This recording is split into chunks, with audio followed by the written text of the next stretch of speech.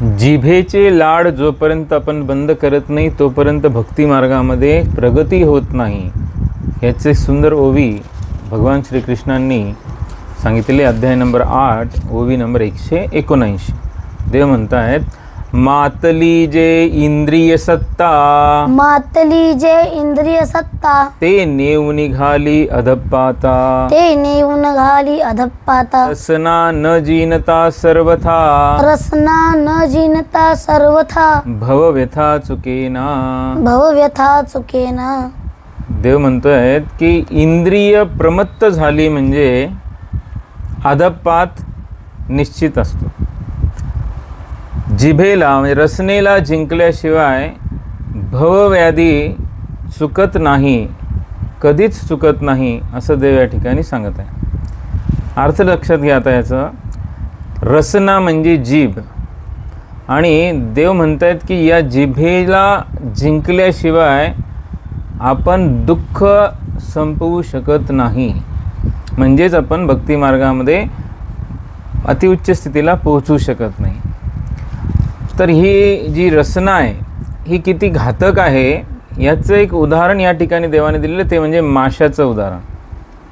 मासा पकडण्याची जी प्रक्रिया होते त्यामध्ये एक मांसाचा तुकडा गळाला अडकवून तो पाण्यामध्ये सोडला जातो आणि मासा ते बघून आकर्षित होतो, मोहित होतो. मांसाचा तुकडा खाण्याचा प्रयत्न केल्याबरोबर तो गळ त्याच्या गळ्यामध्ये अडकतो आणि तो मासा तडफडायला लागतो आणि काही वेळानंतर तो मासा पकडला जातो आणि मरतो. एक सुंदर वाक्य आहे. तो मांसाचा तुकडा त्या माशाला म्हणतो, मत आ मेरे लिए, तू आता है मेरे लिए, ऊपर खडा आहे तेरे लिए. म्हणजेच तो मासा पकडला जातो. कशामुळे? तर त्या मांसाच्या तुकड्याच्या लालसेने. आणि अशीच आपलीसुद्धा होत असते. कारण आपण जिभेचे लाड पुरवण्यासाठी, म्हणजेच जिभेला जे जे आवडतं ते खाण्यासाठी आपण अनेक चांगले चांगले प्रकारचे व्यंजनं बनवण्याचा प्रयत्न करतो आणि ते खाण्याचा प्रयत्न करतो. जर आपण या जिभेचे लाड पुरवत गेलो तर काही वर्षांमध्ये आपल्याला अनेक प्रकारचे रोग जडतात आणि मग रोग जडल्यानंतर त्या व्यक्तीची परिस्थिती कशी होते? जसं तो गळ अडकलेला मासा असतो, न धड तो जिवंत असतो न धड मेलेला असतो, पण अनंत यातना तो सहन करत असतो. असं हा व्यक्ती रोगी होतो आणि अनेक प्रकारचे दुःख भोगत असतो.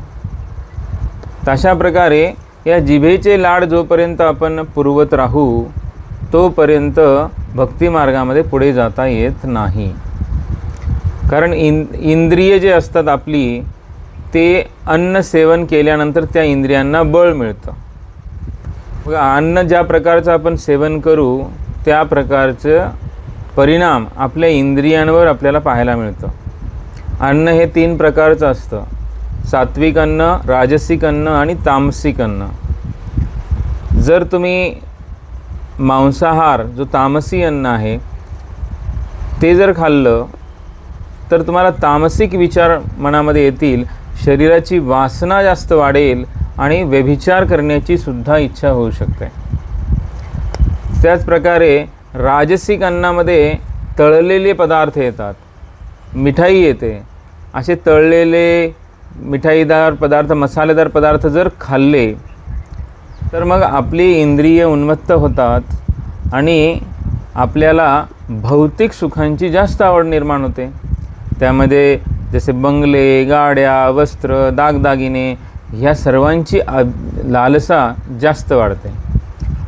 तिसरं अन्नाचा प्रकार आहे तो सात्विक अन्न आहे, ज्यामध्ये श्रेष्ठ आहार असतो फलाहार, जो सात्विक असतो.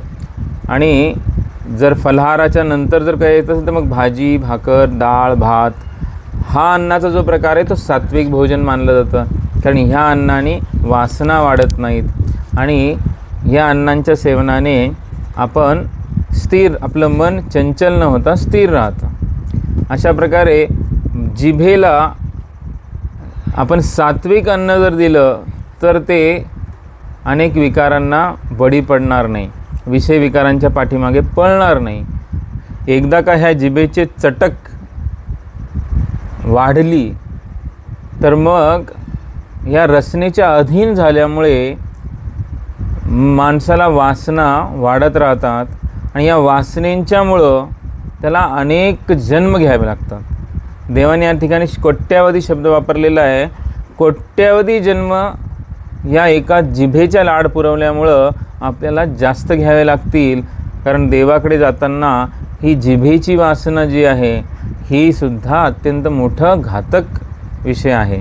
म्हणून जिभेला नियंत्रित करणं, सात्विक आहार घेणं आणि वाटेल तर न खाणं या गोष्टी भक्तिमार्गामध्ये अत्यंत महत्त्वाच्या आहेत. तो या जिभेला जिंकतो, या रसनेवर विजय प्राप्त करतो, तोच परमानंदाचा सोहळा भोगतो, हेही देव या ठिकाणी सांगत आहे. म्हणून अध्यात्मामध्ये आणि या भक्तिमार्गामध्ये जिभेला कंट्रोल करणं, त्याच्यावर विजय मिळवणं हे अत्यंत महत्त्वाचं आहे आणि वैराग्याचं हे पहिलं लक्षण आहे. म्हणून आपल्या समोर जेही अन्न येते ते भगवंताचा प्रसाद म्हणून आपण सेवन करावा. जगण्यासाठी आपण खायचं आहे, खाण्यासाठी आपल्याला जगायचं नाही आहे.